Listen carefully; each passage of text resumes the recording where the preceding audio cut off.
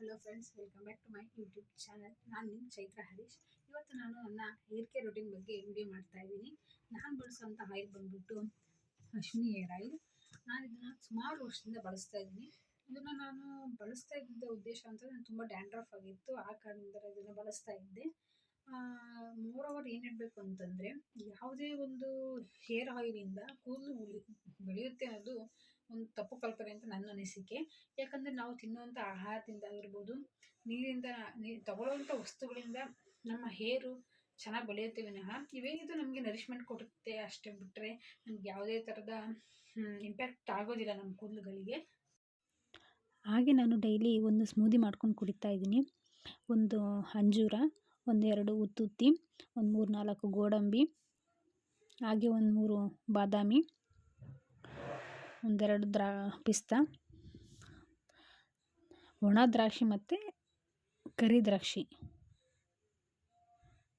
ಇಷ್ಟನ್ನು ಬೆಳಗ್ಗೆ ನಾನು ನೆನೆಹಾಕ್ಬಿಟ್ಟು ಅದನ್ನು ಸಂಜೆ ಹಾಗೆ ಗ್ರೈಂಡ್ ಮಾಡಿಕೊಂಡು, ಸ್ವಲ್ಪ ದೊಡ್ಡ ಜಾರಲ್ಲೇ ಗ್ರೈಂಡ್ ಮಾಡಿಕೊಂಡು ತರಿ ಅನ್ನೋ ಥರ ಗ್ರೈಂಡ್ ಮಾಡ್ಕೋಬೇಕು. ಹಾಗೆ ಸ್ವಲ್ಪ ಬೆಲ್ಲ ಹಾಕ್ಕೊಂಡು ಮಿಕ್ಸಿ ಮಾಡಿಕೊಂಡು ಕುಡಿದ್ರೆ, ಹಾಲು ಹಾಕೋಬೋದು, ಬಟ್ ನನಗೆ ಹಾಲು ಇಷ್ಟ ಆಗೋದಿಲ್ಲ ಅಂತ ನಾನು ನೀರನ್ನೇ ಮಿಕ್ಸ್ ಮಾಡ್ಕೊತೀನಿ. ಈ ಥರ ಸ್ಮೂದಿ ರೆಡಿಯಾಗುತ್ತೆ. ತುಂಬ ಸಾಫ್ಟಾಗಿ ಬೇಡ, ಸ್ವಲ್ಪ ತರಿಯಾಗಿದ್ದರೆ ಬಾಯಿಗೆ ಸಿಗ್ತಾ ಇರುತ್ತೆ, ಚೆನ್ನಾಗಿರುತ್ತೆ.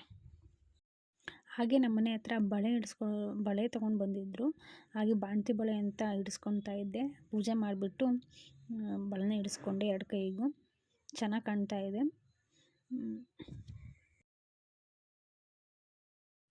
ಹಾಗೆ ನೆಕ್ಸ್ಟ್ ನಾನು ನನ್ನ ಹೇರ್ ಕೇರ್ನ ರೊಟೀನ್ ತೋರಿಸ್ತಾ ಇದ್ದೀನಿ. ನಮ್ಮ ಮನೆ ಹತ್ರನೇ ಆಲೋವೆರಾ ಇತ್ತು, ಸೊ ಅದನ್ನು ತೊಗೊಂಬಂದು ಏನೂ ಮಿಕ್ಸ್ಚರ್ ಮಾಡ್ಕೊಳ್ಳಲಿಲ್ಲ, ಡೈರೆಕ್ಟಾಗಿ ಅಪ್ಲೈ ಮಾಡ್ಕೊತಾ ಇದ್ದೆ ತಲೆಗೆ, ಸ್ಕ್ಯಾಲ್ಪ್ಗೆ. ಯಾಕಂದರೆ ಈ ಚಳಿಗಾಲ ಸ್ಟಾರ್ಟ್ ಆಗಿರೋದ್ರಿಂದ ತುಂಬ ಡ್ರೈ ಆಗ್ತಾಯಿದೆ. ಹಾಗೆ ಈ ಚಳಿಗಾಲದಲ್ಲಿ ನನಗೆ ತುಂಬ ಡ್ಯಾಂಡ್ರಫ್ ಆಗುತ್ತೆ. ಎಷ್ಟು ವಾರಕ್ಕೆ 2 ಸಲ ತಲೆ ಸ್ನಾನ ಮಾಡಿದ್ರೂ ಮೇಂಟೈನ್ ಮಾಡೋಕ್ಕಾಗಿಲ್ಲ. ತುಂಬ ಫ್ರೀಝಿ ಅನಿಸ್ತಾಯಿದೆ ನನ್ನ ಕೂದಲು. ಅದಕ್ಕೆ ನಾನು ಆಲೋವೆರಾನ ಡೈರೆಕ್ಟಾಗೆ ಸ್ಕ್ಯಾಲ್ಪ್ಗೆಲ್ಲ ನೀಟಾಗಿ ಹಚ್ಕೊಂಡು ಮಸಾಜ್ ಮಾಡ್ಕೊತಾ ಇದ್ದೆ. ಮದುವೆಗಿಂತ ಮುಂಚೆ ನನ್ನ ಸ್ಕಿನ್ ಆಗಿರ್ಬೋದು, ಹೇರ್ ತುಂಬ ಕೇರ್ ಮಾಡ್ತಾಯಿದ್ದೆ. ಬಟ್ ಇತ್ತೀಚೆಗೆ ನನಗೆ ನನ್ನ ನೋಡ್ಕೊಳೋದಕ್ಕೆ ನನಗೆ ಟೈಮ್ ಸಿಗ್ತಾ ಇಲ್ಲ. ಸೊ ಓನ್ ಸ್ಪೇಸ್ ತುಂಬ ಕಮ್ಮಿ ಆಗಿಬಿಟ್ಟಿದೆ.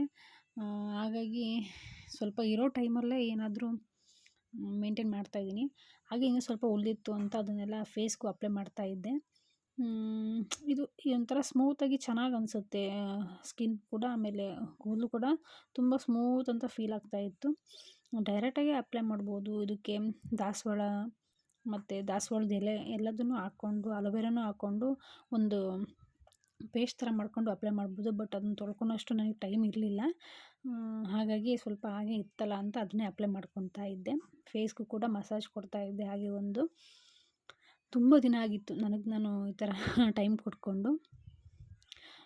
ಇದು ಅಲ್ಲದೇ ತುಂಬ ಇನ್ನೂ ಬೇರೆ ಬೇರೆ ಪ್ಯಾಕ್ಗಳಿದ್ದಾವೆ. ನಾನು ನೆಕ್ಸ್ಟು ನಿಮಗೆ ಒಂದೊಂದನ್ನೇ ಟೈಮ್ ಸಿಕ್ಕಾಗೆಲ್ಲ ತೋರಿಸ್ತಾ ಹೋಗ್ತೀನಿ. ನೆಕ್ಸ್ಟ್ ಇವಾಗ ನಾನು ಸ್ನಾನ ಮಾಡ್ಕೊಂಡು ಬಂದೆ. ಈಗ ನೋಡ್ಬೋದು ನೀವು, ನನ್ನ ಕೂದಲಂತೂ ನಾನು ಒರೆಸ್ಕೊಂಡು ಫುಲ್ ಎಲ್ಲ ಒದ್ದೆ ಎಲ್ಲ ಕ್ಲೀನಾಗಿ ಹೋಗೋದಕ್ಕೆ 1 ಅವರ್ 1.5 ಅವರ್ ಬೇಕೇ ಬೇಕು. ನನ್ನ ಕೂದಲಂತೂ ತುಂಬ ದಪ್ಪ ಇರೋದ್ರಿಂದ ಅದನ್ನು ಒರೆಸ್ಕೊಳೋದೇ ಒಂದು ಬಿಗ್ ಟಾಸ್ಕ್ ಆಗಿಬಿಟ್ಟಿದೆ.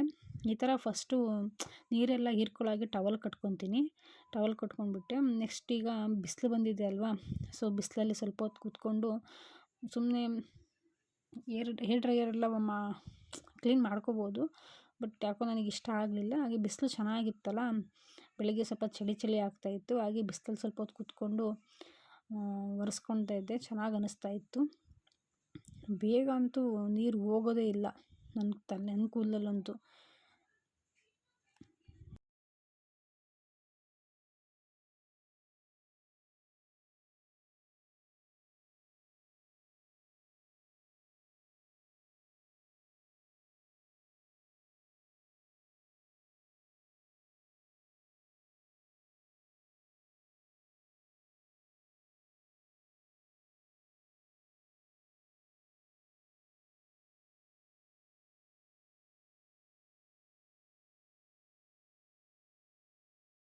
ಹೇರ್ ಇವಾಗೆಲ್ಲ ಫುಲ್ ಡ್ರೈ ಆಗಿದೆ ನೋಡಿ, ಈ ಥರ ಕಾಣಿಸ್ತಾ ಇದೆ.